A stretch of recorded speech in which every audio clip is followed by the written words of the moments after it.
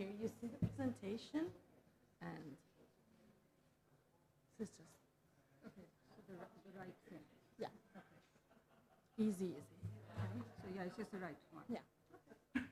Otherwise, we can put on the now.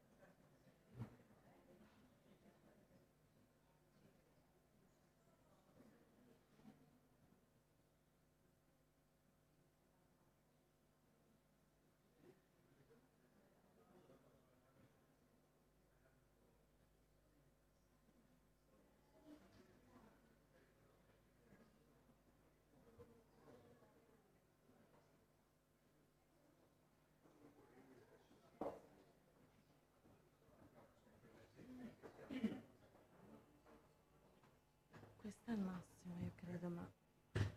Ok, sì. Ok, sì.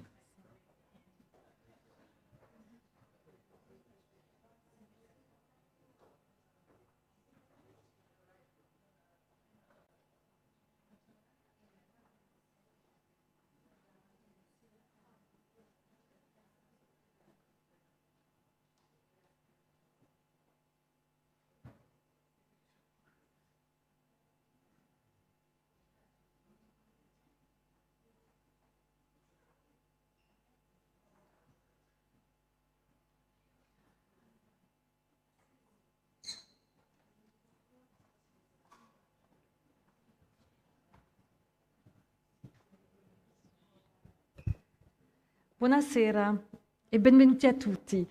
Sono molto contenta di poter presentare oggi, stasera, questa conversazione a due voci tra la collezionista Lekha Poddar e Fabrice Bousteau, scrittore d'arte contemporanea e curatore, anche editore al Beaux Arts Magazine a Parigi. Volevo ricordarvi che la collezione Peggy Guggenheim quest'anno celebra 2 anniversari. 70 anni della prima mostra realizzata da Peggy Guggenheim nel 1949 a Palazzo Venier di Leoni e 40 anni dalla sua scomparsa che è avvenuta il 23 dicembre del 79. In questo anniversario, dunque, abbiamo voluto creare un programma di attività intitolato La continuità di una visione, costruite attorno alla collezione permanente e alla mostra Peggy Guggenheim, l'ultima dogaressa, che è aperta alla fine di settembre.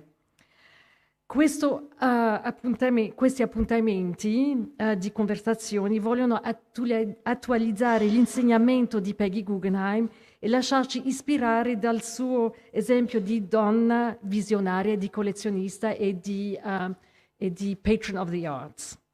Tra le varie proposte, dunque, abbiamo organizzato un ciclo di incontri intitolato Le Visionarie, durante il quale alcune collezioniste di grande spicco e filantrope, che come Peggy Guggenheim hanno fatto dell'arte la loro missione, si raccontano al pubblico veneziano. La serata di oggi è dunque il secondo appuntamento di questo ciclo, mentre il prossimo sarà il 4 novembre, sempre qui alle ore 18, in cui sentiremo Ella Fontana Cisneros e Jesus Fuenmayor. Allora, come vi anticipavo, i nostri ospiti di stasera sono Lekha Poddar, grande collezionista e appassionata di arte contemporanea indiana. Signora Poddar nel 2008 ha fondato la Devi Art Foundation, che fino ad oggi conta almeno 15 grandi mostre tenutesi a Gurgaon, Haryana e Nuova Delhi. Scusate la mia pronuncia. E Fabrice Bousteau, direttore editoriale, come dicevo, redattore capo di Beaux Arts Magazine, rivista mensile francese di arte e cultura che conoscerete molto bene. Fra l'altro, Fabrice è stato patron e curatore di Abu Dhabi Art fin dalla sua edizione inaugurale e ha contribuito alla sua programmazione nel corso degli anni curando spettacoli dal vivo, Beyond Street Art e l'organizzazione di mostre a tema.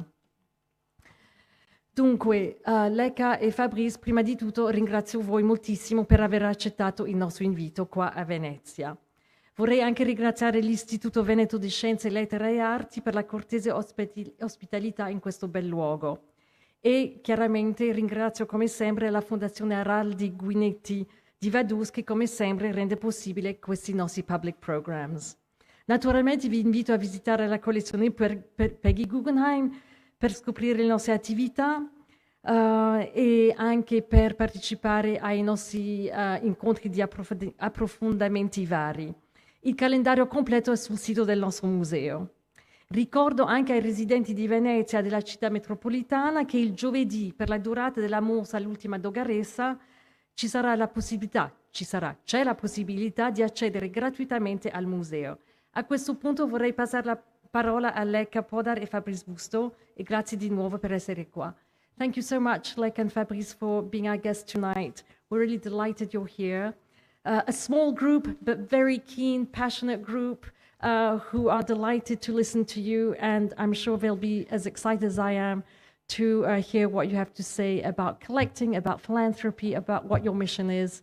And so we very much look forward to this evening and to having you. So thank you again, and now to you.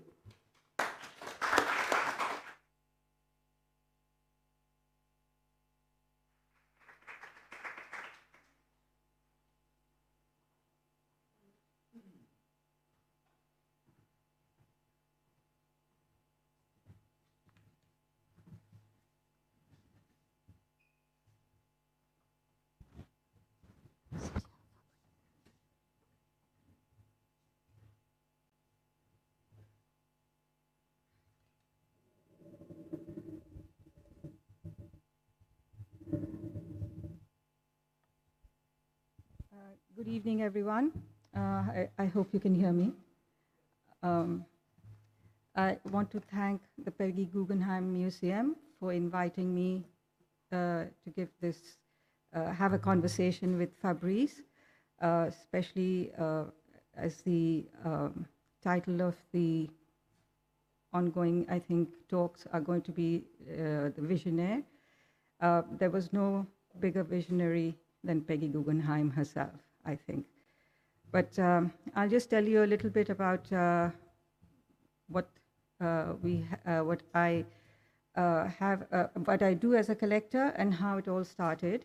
It's my journey of art, which I will tell you, and what we do at Devi Art Foundation, and the exhibitions that we have done over the last 15 years.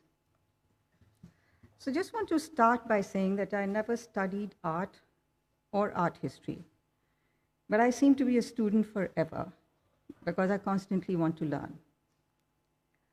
My focus is South Asian art, but I'm interested in art from any part of the world. And it could be classical, modern, contemporary, textiles, crafts, design, architecture, anything that has to do with aesthetics and beauty. So the beginning of my art journey, I was lucky to have mentors who really sort of held my hand, introducing me to art. The early mentors were Mr. Aman Nath and late Mr. Francis Baxia.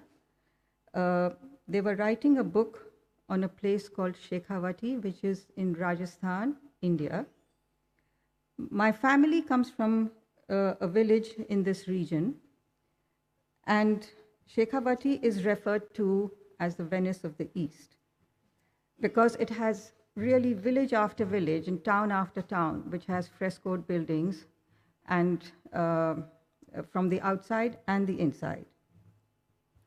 So as a child, I was not really exposed to much art, but I used to listen to classical Indian music a little bit, but it was really not of any particular interest to me.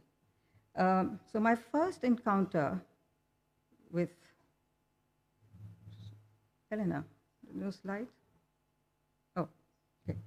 So my first encounter with any art form which really took my breath away was a dance performance which I saw of this great master. I was already in my 30s, and by this time, the art bug bit me, and since then, I have never stopped. So the first work of art that I ever bought were these two paintings by M.F. Hussain. And this is in 1984. So since I had little knowledge about art and had no particular focus, I bought just about anything that I enjoyed. It could be Indian classical sculptures. It could be Indian classical miniatures.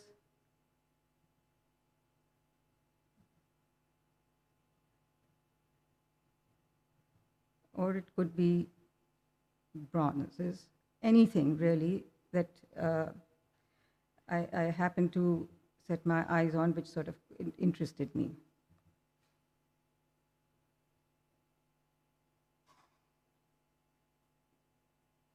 And as it always happens with most people interested in art, before one even realizes, one starts to collect. In 1998, my husband and myself and my younger son, who had just returned from university in London, moved into this home. We live on the ground floor, and my son has his apartment on the first floor. I promised myself that I would not buy any more art because my stores were already full. So I decorated my home with the art that I had in storage. And I offered the same to my son, who was living on the first floor. So he said to me, he said that he would use the art that I had for the time being, but he really wanted to buy art from artist friends of his generation.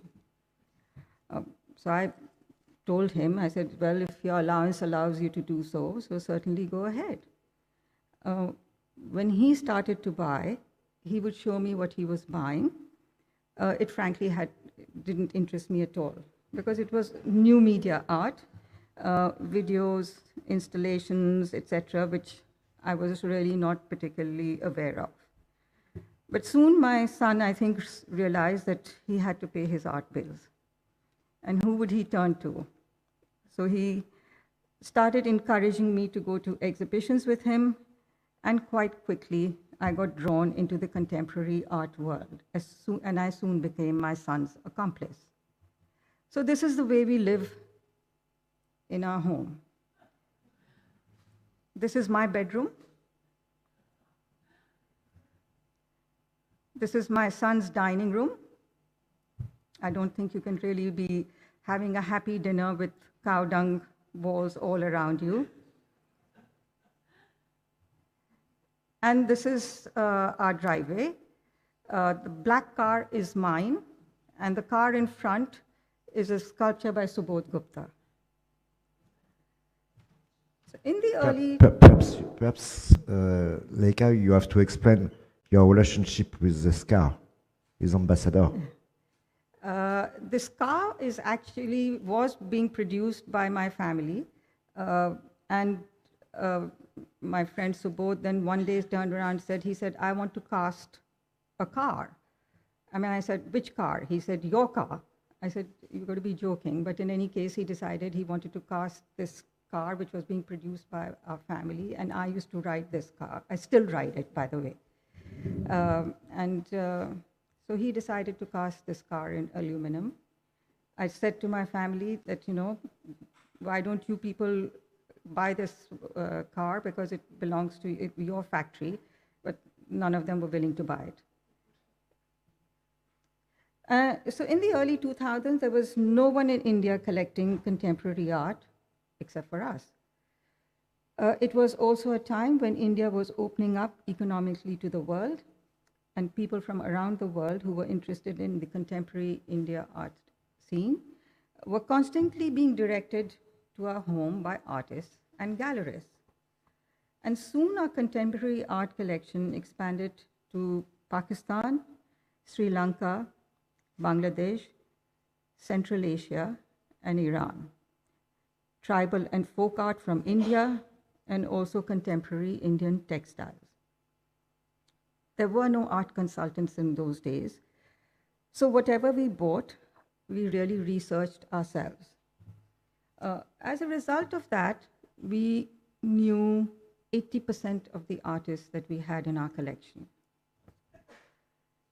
So in 2005, we realized that the collection was becoming important for the region, and we wanted to open it to a much wider audience than just those who were privileged to come to our home. And we were lucky that at the same time, my husband was making his office building on the outskirts of Delhi.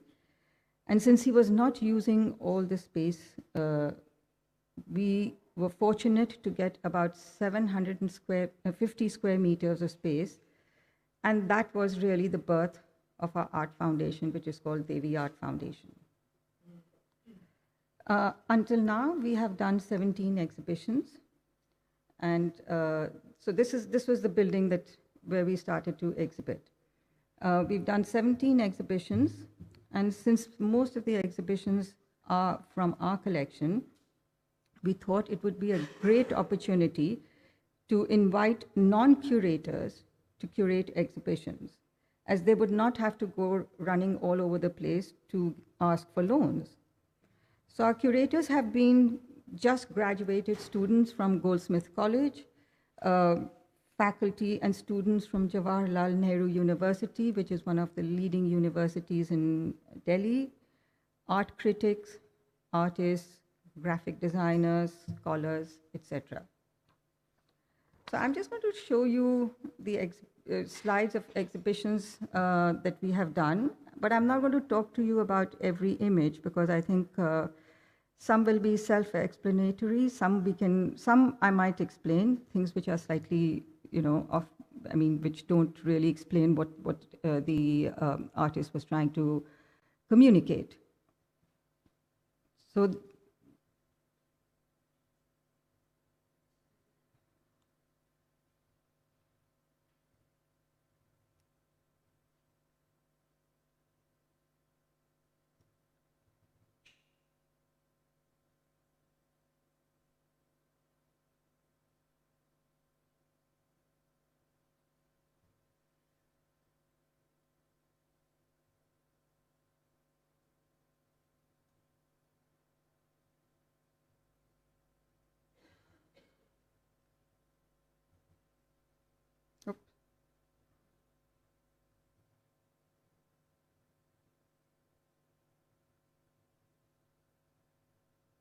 It's a kind of artworks, the computer. Sorry.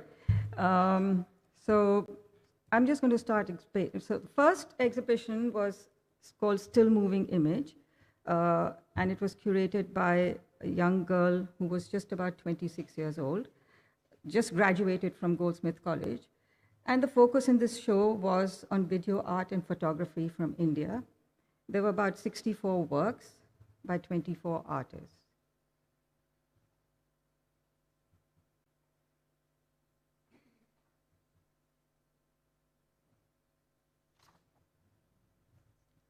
The next exhibition was called Where in the World. This was curated by the students and faculty of the Jawaharlal Nehru University in Delhi. The students were studying a semester on curation, and we suggested to the faculty that it could be useful for them to do a practical course rather than a theoretical course. They could research our collection and end up by setting up an exhibition. This would involve designing, lighting, installation, writing essays, writing the catalog, etc. The exhibition examined the impact of globalization and economic liberalization on contemporary art in India.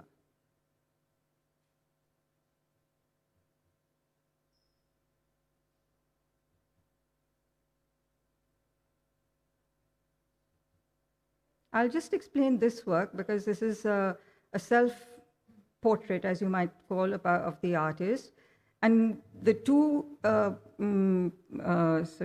busts, actually, one looks as though it's of marble and the other one looks as though it's made of sand. And we would normally think that the bust that is made of sand would actually disappear very quickly. But it's the other one which looks as though it's a bust made of marble, but is actually made of camphor. And slowly it is going to disintegrate, as you see on the side, on that hand side, on the left hand side.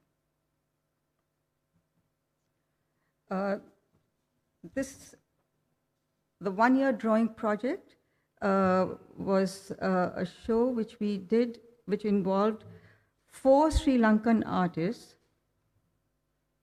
The 4 artists simultaneously created 4 unique drawings in their respective studios. These drawings were exchanged by post, and upon receipt of the drawings, 4 more were generated in response of the first set. This chain of events marked the starting of the one-year drawing project, and 210 drawings were created by the artists in response to each other's work over a 29-month period. It was a show that was, the drawing project was commissioned by a curator called Sharmini Pereira. And in the same exhibition, these are the drawings, some of the drawings. In the same exhibition, we also showed an artist from Bangladesh, who's one of the leading cutting-edge contemporary artists, called Mehbubur Rahman. And he experiments with various mediums, which are paintings, videos, installation, and even using his own body. This work called North-South is one such work in which he has used 2 life-size video projections of himself, which are connected by a dangling of twin hearts. Basically, he's commenting on a changing society and on the Bangladesh's splintered history. The next show was curated by a leading artist from Pakistan called Rashid Rana. The show brought together works of 45 Pakistani contemporary artists from the collection. And the term contemporary art in Pakistan covers an extremely broad and diverse spectrum. In the early years of independent Pakistan, colonial influences fused with inevitable post-colonial quest for a regional identity produced a very distinct traditional art.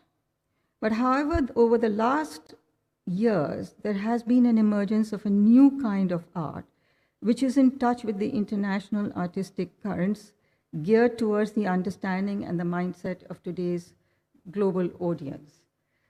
This looks like a slice of cake, but it's actually a slice of the road. Lots of rubble and all kinds of rubbish that go into the making of a road. There are things like toys, plastic bottles, and everything which, just go into, is made into a road. This one is a work by an artist called Ehsan ul Haq, and he is talking about the looming threat of terrorist acts and suicide attacks, which has really changed the urban scenario. Not only are guns, barricades, and armored vehicles seen regularly on every roadside, but most buildings that used to be open to general public are now heavily guarded by armed personnel and protected with sandbags, brick walls, barbed wires. A TV which is set constantly, which is a TV set which is constantly switched on, is referring to the role of media which manipulates and maneuvers the course of events.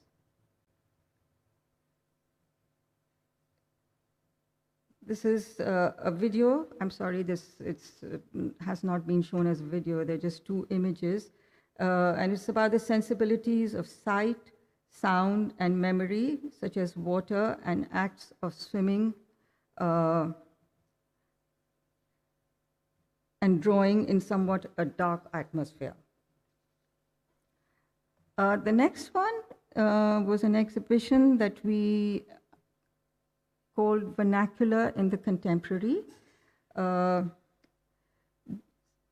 These are works which, some of it came from the collection, but there were freshly commissioned works too. An open call was made for artists who are categorized as tribal or folk artists and traditional artists. They were asked to make their dream project. About 300 artists responded. And the exhibition really tried to reframe the question that the art historical and institutional terms to understand this cluster of visual art is quite different from what the artists themselves really think, because it might be traditional, but they are not working in today's time using a language which is contemporary. Maybe I can speak about this later on, but this is about an artist who talks about his father who had gone to Japan, and father actually committed suicide in Japan and died there. So this is about his flight to Japan and how you can see a tiger hanging, This is a very traditional technique of bronze casting, prevalent in India since about 7th, 8th century AD. But we found an artist a craftsman who was actually doing this in 2010. There is a treatise of a South Indian dance form which has 108 different dance positions. So we were lucky enough to commission all the 108 bronzes representing the different dance positions.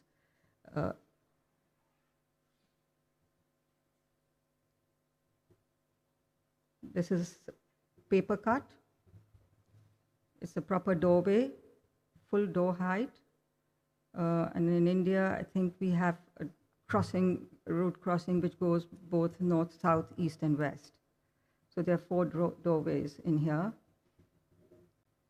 There's a fisherman who is from eastern part of India, a very traditional style of painting, but this is, of course, a very contemporary take on that very traditional style of really a boat with a little hut and a fisherman in the river. It's a life-size boat. This is from the western part of India and surrounded by this Arabian Sea, and the talking, the artist is really talking that, about how you go around the world. So he's got boats, got ships, sails, marine life, all kinds of things. So this is the next exhibition was curated by an art critic, and he has taken this. It's a spin on the idea of home. Home is both a place and a state of mind. It has a location as well as an emotional dimension. The exhibition on one level delves into the desire for sanctuary and conversely, the pain of exile. This is work by the Pakistani artist Rashid Rana, who had curated an exhibition on Pakistan contemporary art. This is a work called Desperately Seeking Paradise. It's an 8 feet high cube made up of millions of small photographs depicting the high-rise apartments that are being built. And this is what really people who are moving into urban surroundings really think that this is their paradise.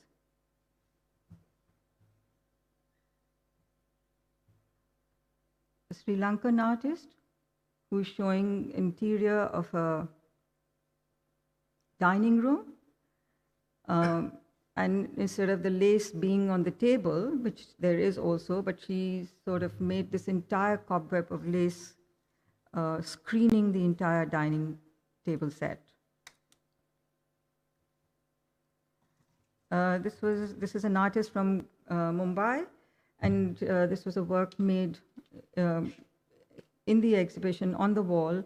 It's about the chaos of our cities now. Elephant in the Dark was curated by a graphic artist called Amir Ali Ghasami. He's from Iran. He's borrowed this title from a poem by Rumi, who was a 13th century poet. It is inspired by the story of the elephant and the blind. The poet cleverly changes the dramatic state of blindness into darkness, which illustrates how complex it is to evaluate an event. Humans are ultimately incapable of understanding realities without using all senses and the means of understanding. This exhibition displayed works by Iranian artists whose practice that have evolved over decades to express their concerns, which are political and emotional. This was really a very tragic work. It's fresh apples cut. It's about trafficking of young girls from Iran to the Middle East. So you see them really as, with their, hair, which is of young kids' hair, and as this whole installation goes, they start to have, the hair gets tied up, and it's a sorry state of affairs of, what happens in society.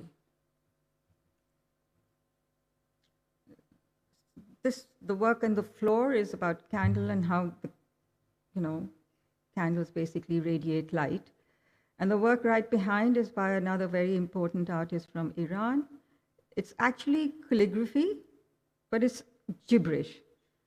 It means nothing, but it can mean anything.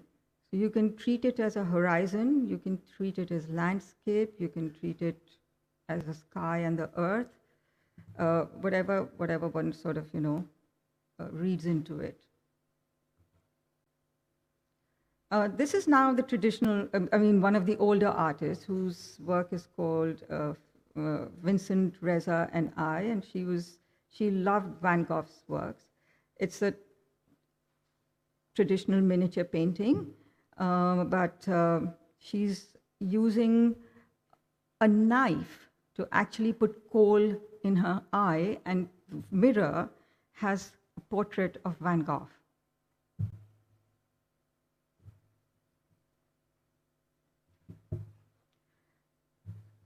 This exhibition ran over 9 months, and it was curated by an artist and curator collective called Rux Media.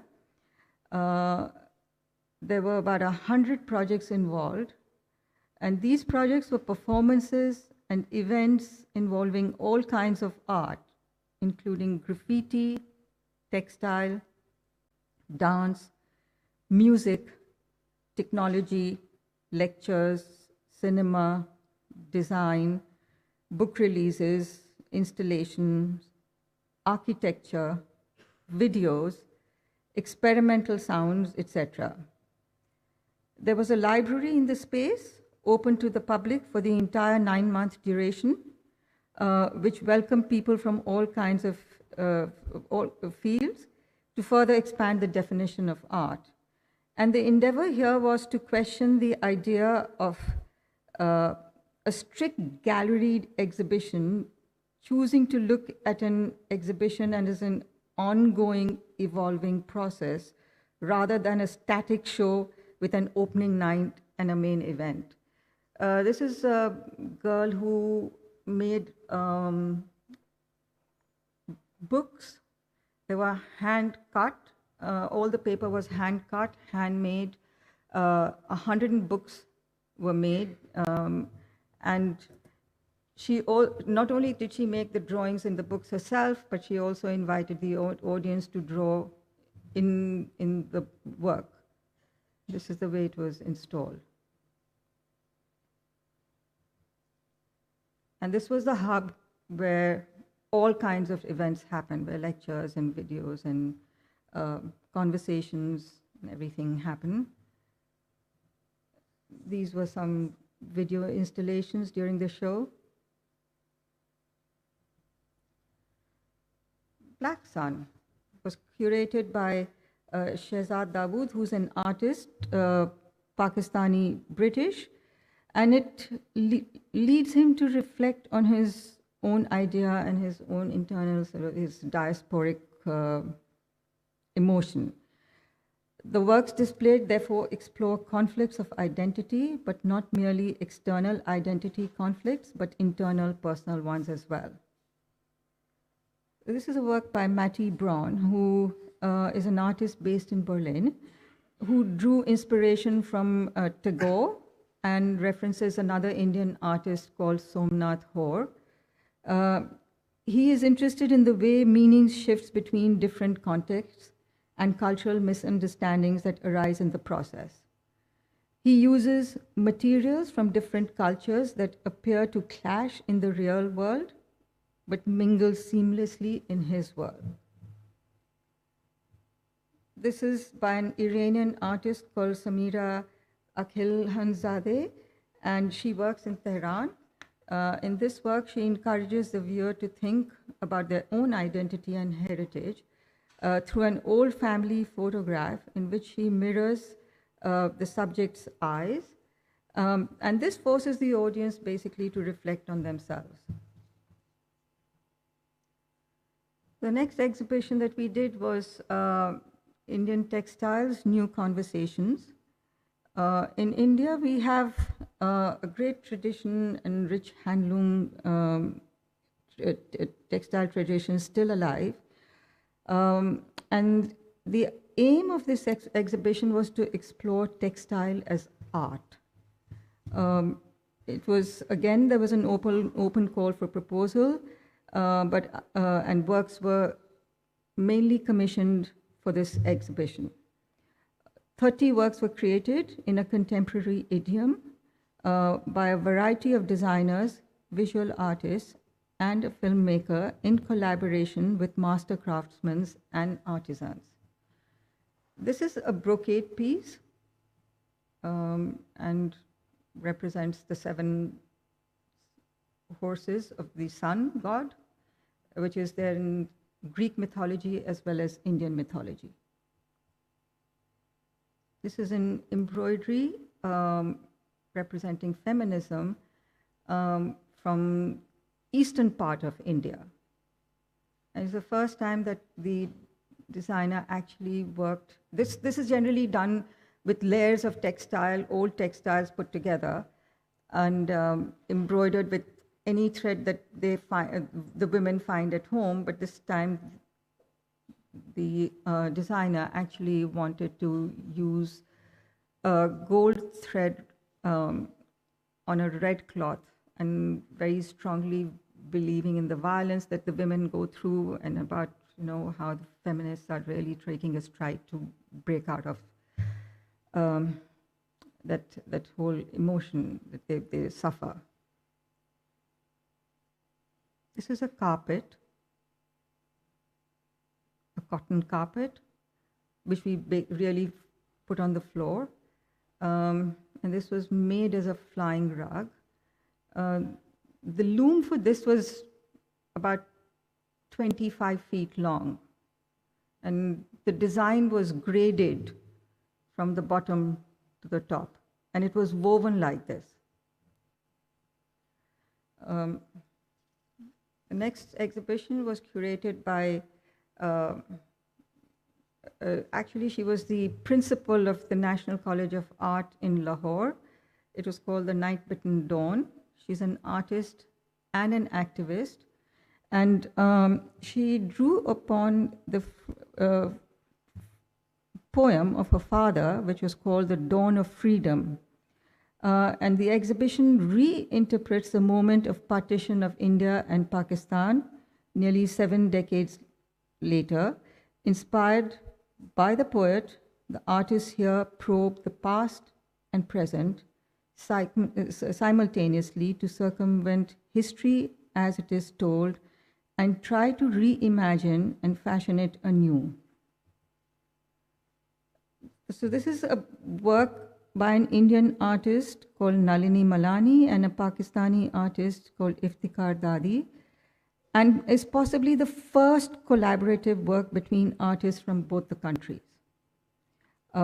Using sequins, these lines define the 1947 borders of Pakistan and India. The red border lines run across the panels as lines of blood across the field of gold.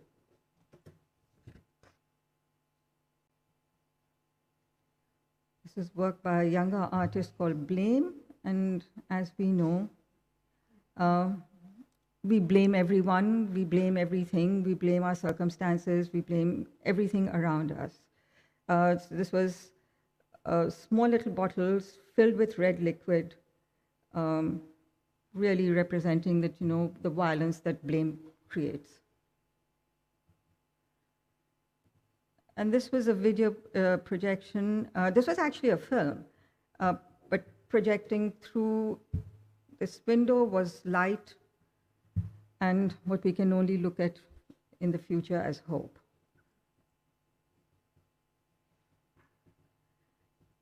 This exhibition that we did was in collaboration with a contemporary dance forum in Delhi called Gati. And it was an intersection of cutting-edge contemporary visual artists and contemporary dancers together to produce new collaborative works. So first work was between an artist called Sushanto and the dancer was Rajeshri. It was called 16" = 1 mile, and the topic is architecture. And the first performance was based on a book of mechanical engineering designs that Sushanta would reference for making his kinetic structures. And Rajeshri, the choreographer, looked at the structures within the form of the human body. They looked at 3 designs as chapters. These were woven into Rajeshri's dance, and Sushant used each of her movements to create the next structure. So it was an interplay between body and as a measure of space and form as architecture. The second one was between a choreographer from Northeast India and an artist from Delhi, and it was a performative video piece with music. The two wanted to really build up a bigger idea composed of smaller ones, and they used this concept to work with dreams that exist within larger dreams. which then build onto a bigger fabric of common consciousness. The last performance was a collaboration between a visual artist and a dancer. And they wanted to produce a work about urban decay. Having lived in Delhi for several years and observed a change in human behavior in a big city environment, they attempted to capture the moral degradation through their performance, the concrete mess of living within a suffocating city, the uncouth, damaged air, and the harsher climate changes. This was a collaboration with Japan Foundation in Delhi. The Japan Foundation wanted to invite a young curator from Japan to do an exhibition of Indian contemporary art at their foundation space. We thought it was a great opportunity to have a curator who was not from South Asia, who could use our collection to tell their own story. Maki Nishida's story, who was the curator, was very Japanese. And according to her, works on paper and other visible things are not necessarily intended to be viewed as drawing. So she attempted to explore and reconfigure drawing as a concept by placing works on paper and artworks in other media upon the same plane of thought. So there's paper, there's metal.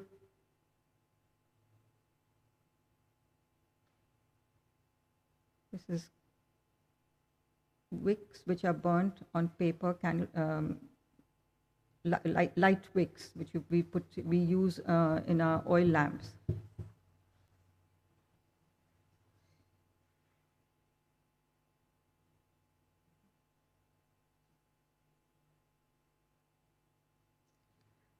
So this was a exhibition which we did really as a homage to a friend of ours who was a great textile expert. This is not from our collection. This was a collection, which is the collection which is a government collection.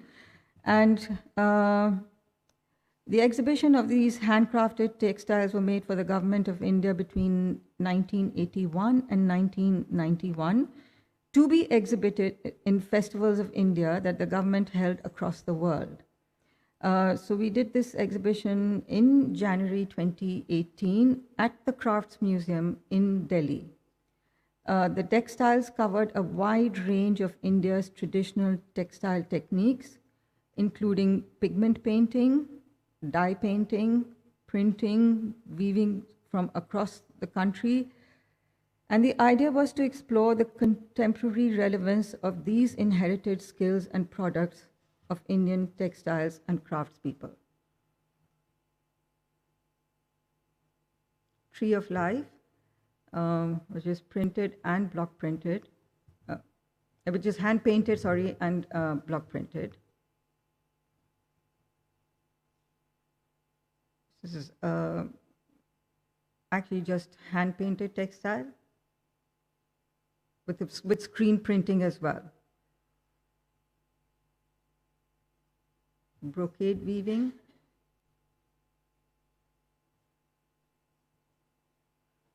The textile on the left, this long textile, is about 30 foot wide and about, I think it was about 13 foot high. It has 108 birds, which were again block printed only. And the one in front is a woven piece. So this was the exhibition that we did called, which was curated by an artist, and she explores perspectives of the metaphysical and spiritual. She employs her own interest in quantum physics and her practice of meditation, questioning if the immaterial could possibly address the material. So she chose poetry, light, shadow, exploring energies that pulsate in unexplained spaces.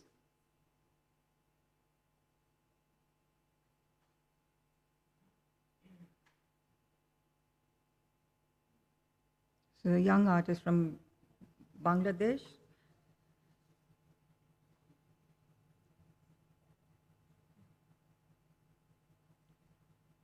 Conversations.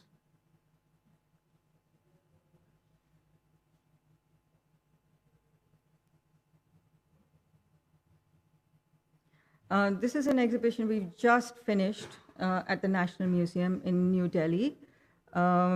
It's called Prakashi, which is silk, gold, and silver in the city of light.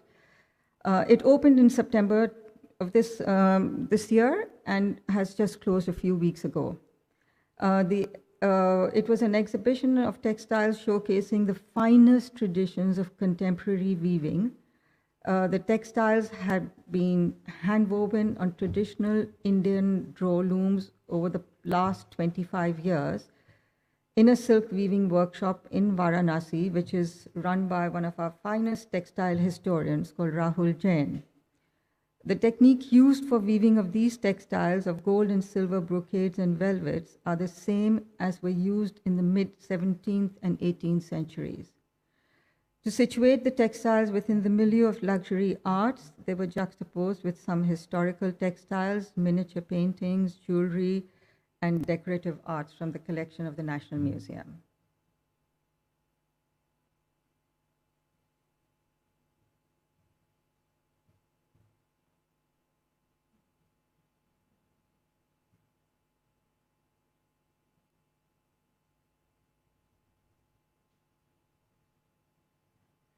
So when I just got quite bored with contemporary art, I decided to just broaden my collection into textiles, which I really quite love. And I think you must have got a sense that we've done an exhibition on contemporary textiles, two other exhibitions on, one other exhibition on, 20th century textiles, and the last one has been another exhibition that we did. So I really quite love textiles, and this is an 19th century textile of a pilgrim site in Western India. It really draws a map of about 800 temples which are situated on top of a hill, and all pilgrim routes, and you can see, it's been obviously slightly damaged, so you can see fish on one side, so it must have been that there must have been a lake or something, and how the pilgrims sort of go around and they ultimately reach the top of the hill.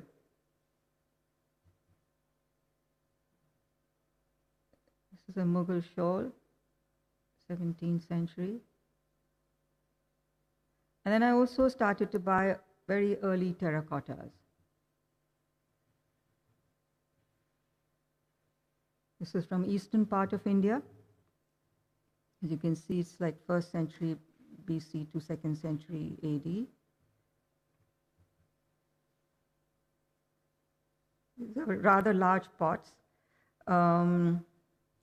This was actually, from what I've been told, is that it was this area called Chandraketugarh had a different name in the 2nd century BC, and it was one of the largest Iron Age ports, which obviously shows that obviously people were rich, and they could afford to get these kind of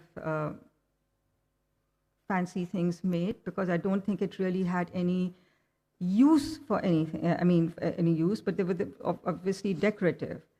And clay was what they could get from the region, and hence they used that as the raw material. Thank you. I'm going to finish my Thanks a lot, conversation. Lekha.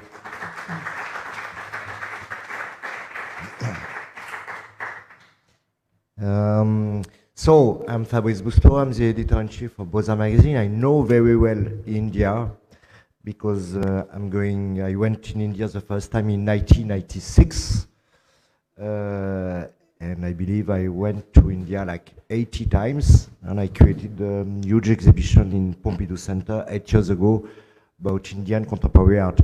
So my first question to Lekha is, can we consider you, Lekha, like the Peggy Guggenheim, the Indian Peggy Guggenheim?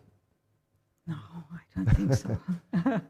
I can't take that mantle, but yes, we were lucky that, when contemporary art, what you call contemporary, I mean, for me, contemporary is a different generation, but what is now contemporary, there was really nobody collecting in India at that point of time. And if one can sort of generally say that in the 1990s is when this young crop of artists started to emerge and started to, have exhibitions and started to stamp their authority on what they considered art of their time. And I was possibly lucky because my son is young, obviously. He wanted to, he had some artist friends, and he wanted to buy art of his friends, and it just opened another world for me. Because in fact, we have to explain that what's happened in India at the middle of the 90s is that the government changed, the economy become very more liberal, and what's happened, it's a new generation of artists happens in India. And what we call together contemporary art didn't really existed at this time in India. It was some artists existed like Nalani Malani, like some other, but most of the time it was more looking like traditional art. And what's happened, it's in reaction with the change of the economy. Some artists like Subodh Gupta, like Bartikar, etc., Shilpa Gupta, create some new kind of artwork speaking about the change of society. So it was not only figurative art, it was also conceptual art. And we can say also that perhaps it was very like an art with a lot of engagement, speaking about the society. And what's happened, it's the son of Lekha, Anupam, was in a certain way the Peggy Guggenheim of India, yeah, because art was cost nothing at this time, and it was just support all the artists, to help the artists to do the artworks, because at this time there are no market at all, and so it's a link also for me to ask you, Lekha, what is the place of women in India at this time and now times in art? I mean, for artists, for curators, for art critics. What's the place of women in India in art? I think it's growing. We have a very important art collector who's a woman. In the early times also, I mean, if you can just say in the 1960s, 1970s, there was a museum that was opened on textiles in Western India, which was opened by a woman. It was on textiles, and it was classical textiles, traditional textiles, antiquities, but it was opened by a woman. Today, I cannot turn around and say that the art community is just half women and half men. No, I presume not. But there are many, many young women artists, and I think at this moment of time, the women artists are far more interesting than the men artists. You have to explain also that there are a lot of art schools in India. There are art schools, but they're either being trained, they go out, they study. There's enough material that they can see now. I mean, on the internet, everything is available. Some of them have actually not trained as artists. They've been designers, but have come into art. But I think they're really interesting, and I really think that the younger lot of women, they're critics, there are curators, And one of the largest contemporary art museum is going to be opened by a woman, woman collector, in the next 3-4 years outside of Delhi. How could you explain or define Indian contemporary art? What's the specificities of Indian contemporary art if you compare to European one or American one? Because you travel a lot, you saw a lot of contemporary art all over the world. So what's the specificities for you of Indian contemporary art? I think artists are using, they're still using the cultural base from where they come. I think that's possible in most places in the world. So also in India, so they just do use their tradition in a very contemporary way. They use social and political, expressions in their art, which is obviously that surrounds them. And I guess that's what happens around the world, because people respond to their own circumstances.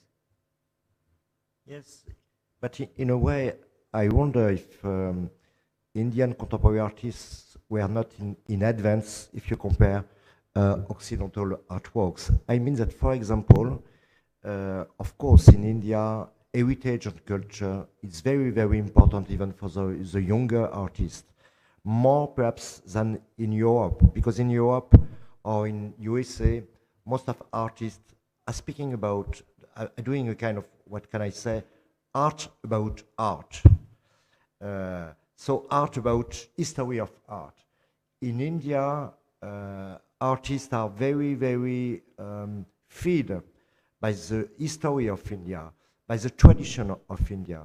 And for example, one thing that's very unique in India is that for an artist, it's not an offense to do some craft design and at the same time some conceptual art.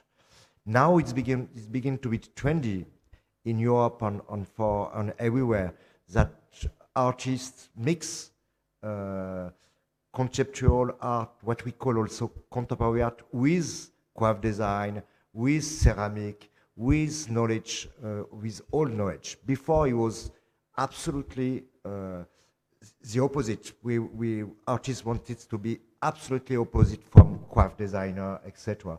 And that's the things what I was very, very, very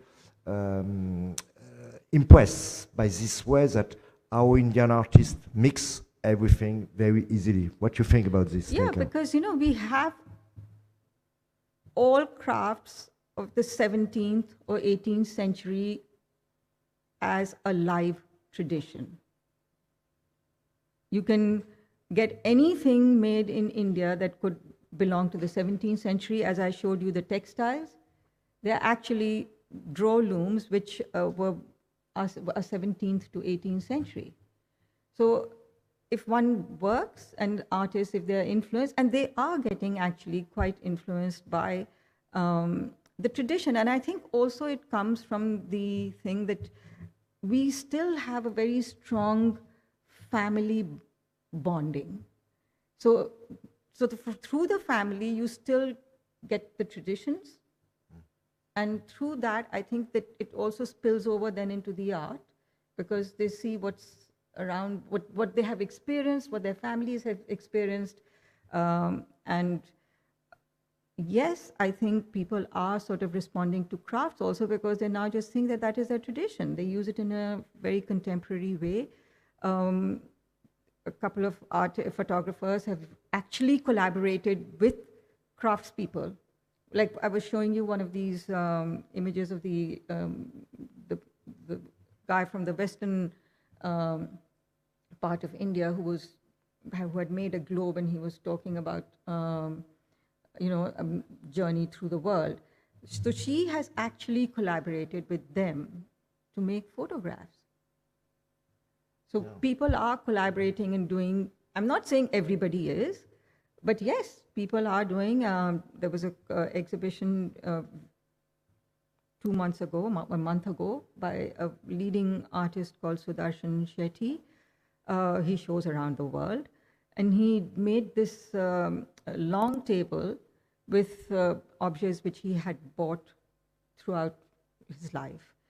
But everything was handcrafted in wood and of a quality which I cannot even express. And he obviously found some craftsmen who could do that for him. Yeah. You know, it's still affordable. You can still access all these crafts and traditions that existed 16th, 17th, 18th, 19th century, anything. Yes, and also in this vision, and also your vision in your collection, is that you put nearly at the same level your collection of tribal art with contemporary art, in fact, but not the contemporary art that we used to put in museum, but it's very contemporary art, at the same place that what we call contemporary art from the museum. Could you explain this? Well, these are artists who are living in our times. Yes, they come from a traditional background. They haven't come from an art school, but they have learned the art from their forefathers or their parents or their grandparents, whatever. But it's very interesting that I actually find museums in Western part of the world now talking and wanting to actually research more and delve into it more, what they call the other artists. In the Western world, there was nothing called folk or traditional art or tribal art. So there were the other artists who had not gone to art schools and who were self-taught and who were away from the main gallery system or whatever. And I actually have heard this in the last couple of months a few times to say that, no, we must look into this, and have actually started to get researchers to research on what the Western world calls the other artists, but what we call folk and tribal and traditional artists.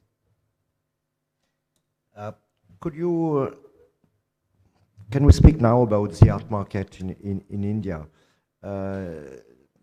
We know that there are a lot of galleries in Bombay, in Delhi, also few, but there are some in Kolkata. The market booming in India around the 2000, and really booming with incredible price on the international market after it collapsed. Could you explain the situation and of the art market in India at this time? So the boom that happened in the art market in the 2000s was an artificial market that got created. And that got created by few galleries, by actually what was auction houses, as you said, as we all know, when India started opening up to the world. I think every what would you say, a marketing institution wants to find a new market or a new product which they can market quickly. And between the auction houses, art funds, gallerists, they created an artificial market, which obviously, when the 2008 crash happened, that market also crashed with it. So now, and as between 2004 and 2008, prices went up not in 5,000s or 10,000s. It really was going up like $100,000 and $150,000 and all. It was just absolutely crazy. I remember at this time that some Indian artists, when you ask what is the price, they say 1 million, because they were absolutely sure that people will buy at 1 million. So there was no price. Prices were very crazy. It was just crazy, and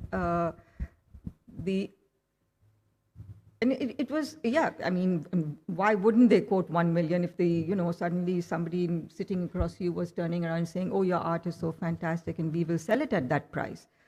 And it did sell. and now the price is corrected. Younger artists have come into the market. There were, when that market was there, it was a smaller market. I mean, smaller group of artists who were there and who were controlling the market and things like that. Now there's lots more artists, there are lots more gallerists. It is still a small market, but it is a corrected market. And which has given a chance to the young collectors to actually come up and to start to buy. Because you can't expect somebody who's in their 30s to buy something worth $1 million. It's not possible. No, if you price it at $15,000, $20,000 or some such thing, yes, it's people who do well will start to buy, and as they will start to buy, they will only get more interested. So I think that market is being created. There are younger people coming in, younger collectors coming in. They're buying small works, they're buying younger artists, but that's okay. But how do you explain if we compare India and China? Because in India, there are a lot of people with a lot of money, like in China. And how do you explain that mostly in India, very few collectors really support Indian art market? Very, very few. You know, since like nearly 20 years, we are still waiting, and especially Indian artists say that they are so disappointed that people who have money don't really support the market, because you create a market also because you support the artist, like you did with. But then we also supported the market when it was really, I mean, in its infancy. Yeah. And prices were reasonable. So the younger artists who are coming in are finding support from younger collectors because they can afford those prices. But if who are now, say, the older generation of the contemporary artists, you know, I mean, if their prices are still at about $100,000, $200,000, you can't expect some 25, 30-year-old to come and start buying, you know. So they will obviously move to the market that they can afford. But there is. But if you compare with China, it's a fact that India supports less art, contemporary art, that what's happening in China nowadays. But even the Chinese market is collapsing. It's collapsed, but it's very stronger than the Indian market. And rich people in China support more the art market than in India. Yes, I'm quite sure. There is a difference. But there are many small things that are happening in India which possibly are under the radar. Different things. People are starting new institutions, which, I mean, there's a young girl in Bangalore who started an institution only for producing saris and the finest quality of hand-spun, hand-woven saris that India can make. So there's somebody who supports only dance, there's somebody who supports only, textiles, somebody who does other things, and there's small institutions that are coming up, which are quite different and quite interesting. I think there is also a lack of education, of art education and cultural education in India, but I think it's happening slowly. I think there's a future. It will take time, but it will happen. But you were one of the first one, Lekha, answer to some interview. I remember one interview in New York Times, I believe, where you said there is a lack of museum in India. Government need to push more. Private people must be more involved. And again, if you compare the situation of the number of museums of contemporary art in China and India, there is like nearly like. Yeah, there might not be contemporary art museums, but we have thousands of museums in India with traditional arts. I believe, I'm not 100% sure, but I hear that the government is really going to now push to get their museums properly done up and to use art as soft diplomacy. This is what I hear. I cannot say anything. But the attitude, I think, even in the museums is changing a bit. As we have just, I showed you the last few slides, this is the last exhibition we actually did at the National Museum. And we put up that show in 1 month. From curation to installation to opening, and it would not have happened if the National Museum would have been fighting with us. It only happened because they shook hands. We did the show at the Crafts Museum. Yes, we had 2 months or 3 months to do that show, but we actually had to work on the restoration of all those textiles also. So, I mean, one has to be sort of slightly gentle with them. And you have to also go along with what the government policies are. But I think if one sort of, so I think they're far more open now than what they were even 5 years ago. So if one talks to them, one goes and, has a conversation with the directors or whatever, whoever. Basically, you have to converse with the directors, and if the directors agree in the museums, then yes, small things are happening. And I mean, the National Museum lends out this gallery, I think, on an every 6-week basis to private institutions. Mm. It's happening, but it's not happening well and largely enough. But there are things happening, and we keep our fingers crossed that the government is going to deliver on its promise of revamping the museums. We don't want, I think it's best that they keep out of the contemporary art and let that happen on its own. Because people will come up with their own institutions, or whichever form it'll take, it'll happen, and it'll happen properly. But at least the museums that we have, if they are looked after, and if there is collaboration with private institutions in those larger institutions, that will be a huge step forward.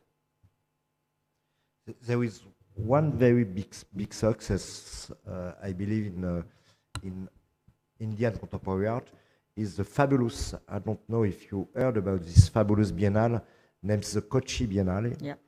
Because Kochi Biennale was created like 8 years ago or 10 years ago? 8 years ago. Yes. Yes, yeah. 8 years ago. And it's the only biennale in the world was curated only by artists. So the board, it's mainly with artists and also some private sponsor, etc. And was created in Kochi, with a small city, very small city, with very few money. And for me, like curator, is one of the most interesting biennale in the world. Could you speak a little about the Kochi Biennale? It's generated, I don't know, I think what,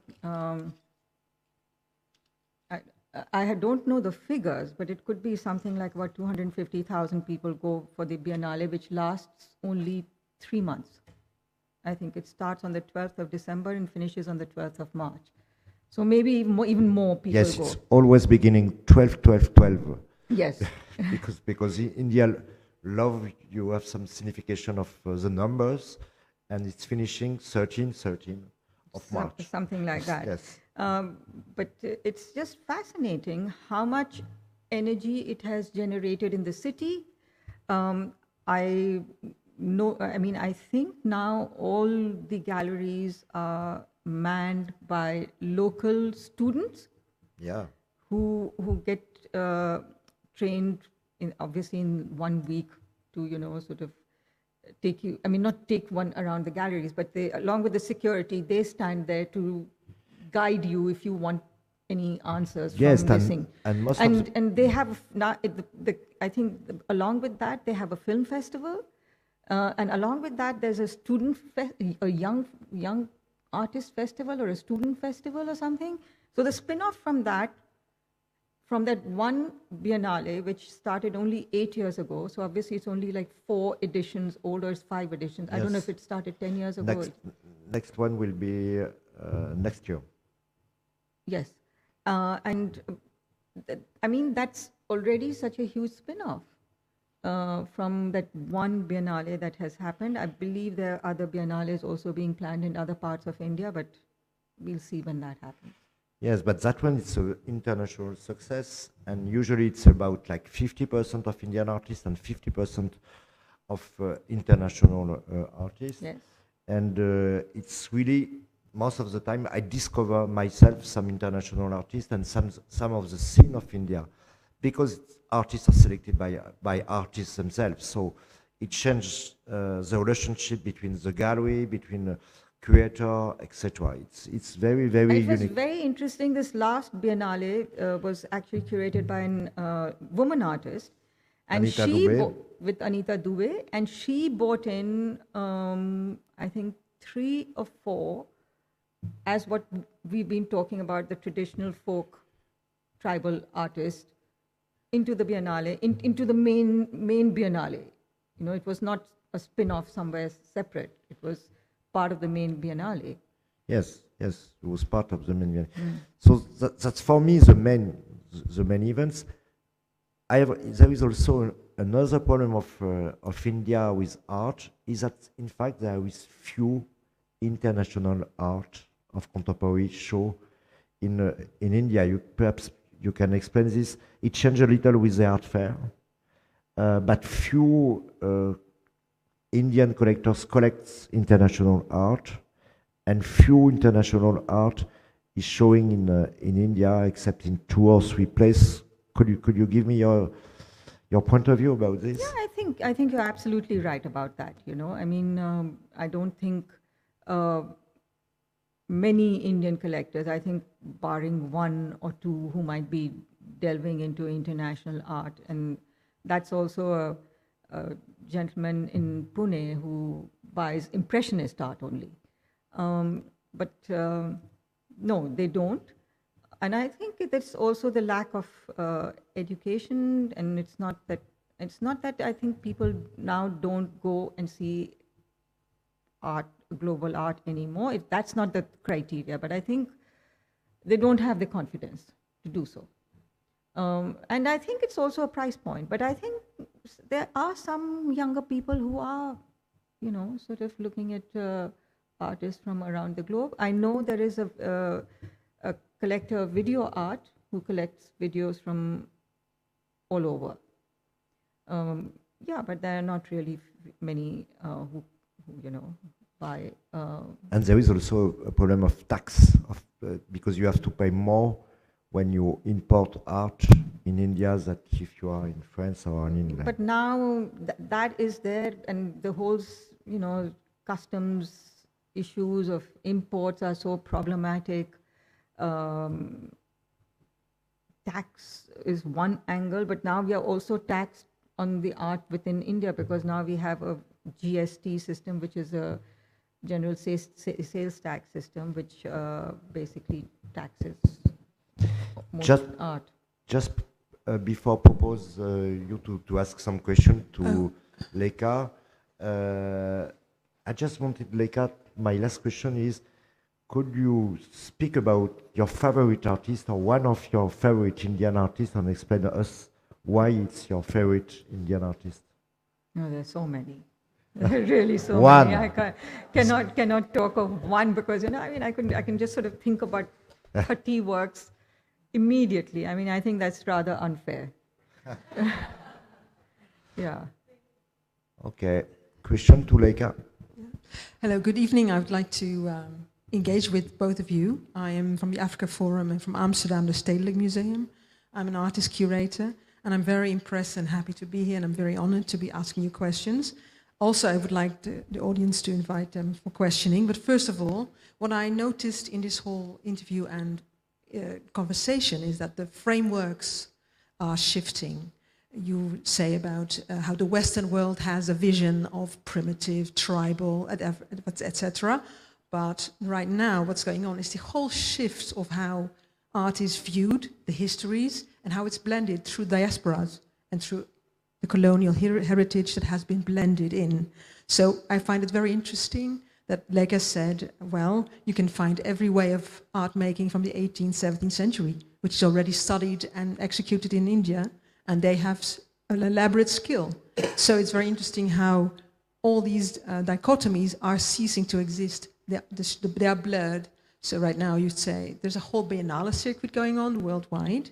And what's interesting is that, of course, Indian tradition might not make confident buyers, but probably it's because the whole dichotomy is still within the structures of museums and institutions that actually engage with these buyers. So now I would like to ask people to respond if they have any questions. My first question to you both would be, what do you see for the future in this whole blending dichotomy? What is the next phase? What would you see many young artists engaging, many young curators? What would be a very ideal future scenario that you both would respond to this? Well, I think the idea of, okay, so just to start with Frieze Art Fair. It's the first time in a fair or any other, even otherwise, where there was a woven section for just woven art. So that woven art was obviously from a tradition. Yes, it was made contemporary, but people, some breaking dichotomies. So the breaking that dichotomy of saying that, here is what you're calling a handcrafted thing, and it's a craft that as yet it's been called, a tradition, a craft, or whatever else you might say, and now it was being brought into an art fair scenario, which I'm sure museums must have bought some things from there.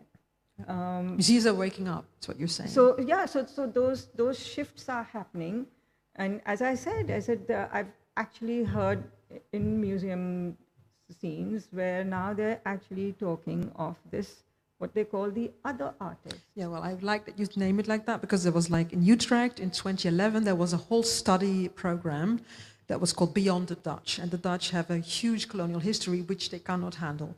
So there was an Indian curator whose name I forgot. He's a very well-known critic. He wrote books, and he came with the Cinnamon Gallery from London. And they are a very well-known Middle Eastern and Southeast Asian active gallery, and they relocated, and they are now engaging with Asian collectors. And they said, we couldn't stand the dichotomy anymore. We wanted to reinvent what we see as a global art movement. Young artists are decentralized, they're everywhere. It's no longer located in certain hubs of museums and the intelligentsia of a certain culture. So I think that's a little part of our future. What do you think? I'm very curious because you are very familiar with the Parisian new happening moment. So I think that at this moment there is a redefinition about what is contemporary art everywhere in the world for different kind of reasons. For globalization, because globalization on money. I explained that, for example, now because Middle East have a lot of money, we rediscover some artists from the 50s or the 60s, from Qatar, from different kind of places in the world.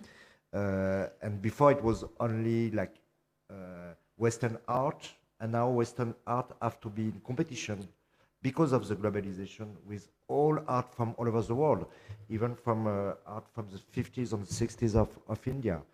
And so that's one point. The other point is what's happened at the beginning of the 20th century, or perhaps just a little before, was a divorce between craft design and art. You just mentioned the conceptual part, which was like elevated, and the crafts was like looked upon, frowned upon. Yes, exactly. And now there is a kind of re-evaluation of each one. So I think it's not finished at all. And what's happened also, don't forget that the number of artists, of contemporary artists, increased in a huge way in the last 10 years. Could you imagine that, for example, with the estimation of the number of artists in China is 1 million. 1 million of artists in China. How many millions of artists all over the world? the number of collectors increased absolutely a lot too, but not as much as artists. So the question nowadays is the evaluation of art. Because from the art of Peggy Guggenheim collection, we are now nearly sure of the value of the importance of each artist from other, but nearly sure, but we will discover that suddenly it was not an American who do a kind of artworks for the first time, but perhaps a Chinese or an Indian or a Norwegian. I don't know. So there is a re-evaluation of art each day. That's because inherent. the knowledge is more, and Yes. also because the explosion of artists nowadays creates something very new. The border explodes. Yes. So which of course leads me back to museums and their role in educating larger audiences. You can see within museums they're re-evaluating as well. It's what I mentioned. Beyond the Dutch was the central museum in Utrecht, which collected from all the former colonies all the artifacts, which they call the other artists. But then they re-evaluated the language with which they had archived everything. So it was a huge study program, and now they have taken away their colonial way of thinking about this art, which is super important. So I think a lot of the museums are actually now opening their doors for young curators from any background. South African curators are coming into Stedelijk in Amsterdam, so we can see this whole blending continuing, which is very interesting for collectors because they like this hybridization of this art. So I was wondering what in the room people are thinking or would they want to share about what was just mentioned. Is there anyone who wants to speak or ask a question? Thank you very much.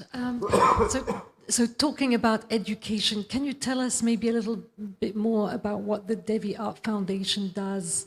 I suspect that education is very much part of your mission. So what do you do on a daily basis? Do you work with schools? Do you work with other institutions? Yeah, we've actually initiated this program just about 2 years ago. And we didn't know how to really position ourselves because we don't have a historical collection. We just have a contemporary collection. So the first one started with a university, which is a liberal arts college, which is on the outskirts of Delhi.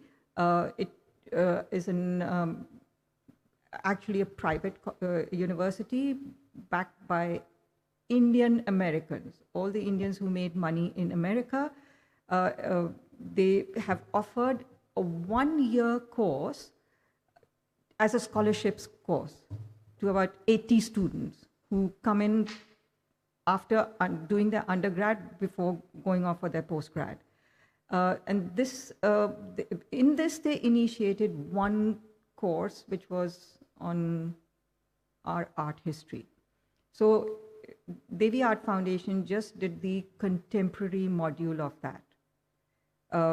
From the collection, we created a module and we took it to the university, and as part of that heritage course, we taught this, we sort of explained this one module to them.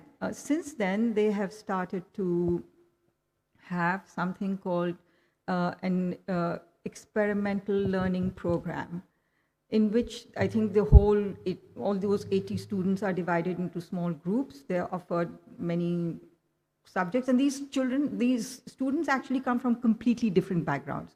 They could be from a geography background, from a history background, physics, economics, anything, but they're just doing this 1-year course, which offers them about 24 subjects, which they can choose from. This experimental learning program is something that they are again offered about 12 programs from which they can choose, and they can do something which they're not really generally used to studying. And this year, with this same contemporary module that we do for them, we had actually about 10 groups out of the 12 wanting to join this module of contemporary art, but we could only take one group, which is about 6 students. We get them to learn how to archive. We'll get them to learn how to look at contemporary art from the collections, because while they're archiving, we're also talking to them. And we're also hoping that when we do our exhibition next year, that they will actually intern to install the entire exhibition. I mean, be part of the installation team. That's one. We are just starting with 2 other universities. One is only on photography, and one we are going to do another module of contemporary art. And we have started to work with 4 orphanages. There are only about 20 to 25 students, but because we only want children who are about 15 or 16 years old. Otherwise, it's very, it's a huge responsibility to get these young students to come to us. They have to be taught something that is going to be skill-based, because they have to ultimately get a job. So we are trying to, through art, and that's not only from our collection that we try and teach them, we actually get practitioners, whether it could be a photographer, whether it could be an environmentalist, whether they're taking them for conservation studios. We've done shadow, when you do some shadowing, not puppetry, but shadowing as art. Just now, they were actually doing with a teacher of drama, of theater, and she was really teaching them how to do like a photo montage. And within 2 hours, these kids were really sort of creating their own photo montage with their bodies. It was incredible. And I'm hoping that if I can persuade them to come, that the next exhibition that we really do, we give them a little bit of, obviously, training for half a day or something like that, and get them to do a curatorial walkthrough. What about much younger children? Because it's wonderful to be able to expose young children, from a very young age, to art, and maybe especially those who don't have the possibility of being exposed to contemporary art or to much art at all.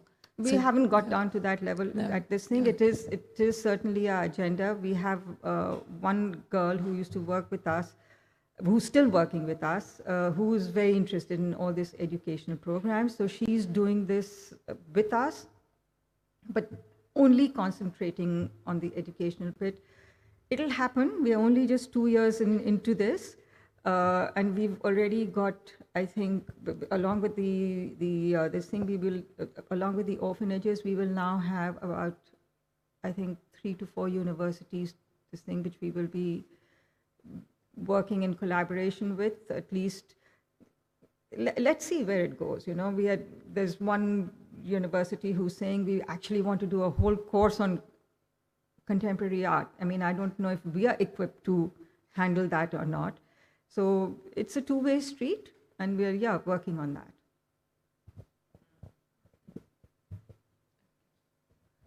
Well, it's wonderful to hear this, but I'm also very interested in any other visions in the room from different backgrounds or ideas about the future of how these worlds are intertwining. Is there anyone wanting to ask a question? Right? Not? Yes. Hi, thank you very much for a very interesting conversation. You mentioned that there are more and more art schools, so that that means there are more and more artists that are sort of being put out into the field and have to find careers. Where are they able to find? Are there enough galleries to support them, or are there peer groups? Are artists creating artist-run spaces? With the Biennale, clearly that you mentioned, there's that's sort of an artist-run enterprise. But so where are these younger artists finding a place to enact their careers and their lives as artists, if there's still just a burgeoning market? There actually are not that many art schools. Not that many art schools. So I understood that there were more art schools opening up. No, there are not many art schools that are happening. There are many fashion institutes that are happening. So every second kid is a fashion designer. Yes, there are lots of young galleries showing all, some interesting art, some not very interesting. There is, of course, a huge artist community. I mean, not everybody makes it to the big market. So I'm sure a lot of them get waylaid, as time goes past. But the younger ones who are coming into the market are quite interesting. They have their own language. They have different languages that they create their own language, But I think they're really doing some very interesting work, and it is at a global standard. You can put them in any exhibition or any museum, and they will match the collections already existing, or whichever other way you wish to curate and sort of show their works. There are a lot of young artists and in different kind of cities.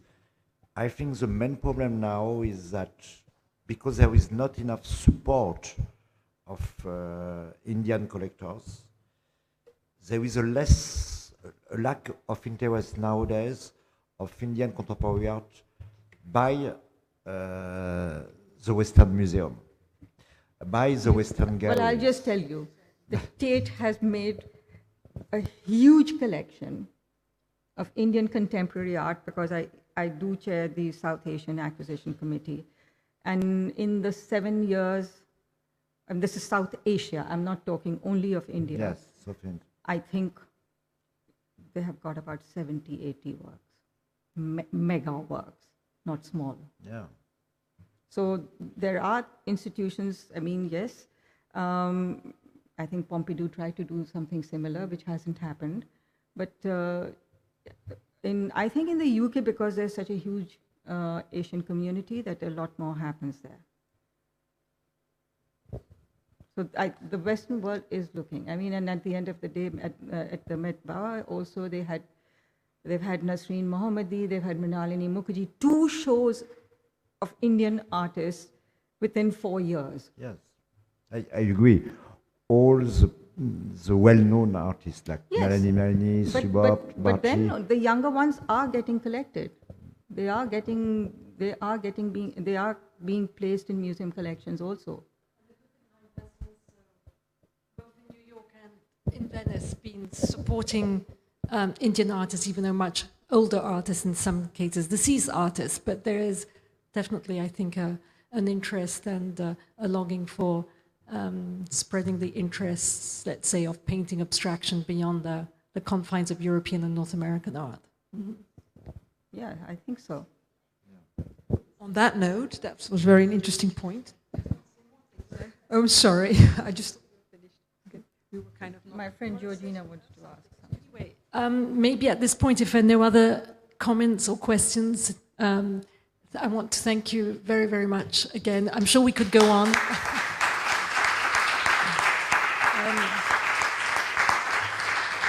And I think now that we would all like to come to India and visit the Devi Art Foundation. So we'll be in touch, I'm sure, again very soon. Thank you again. Thank you. Thank you so much.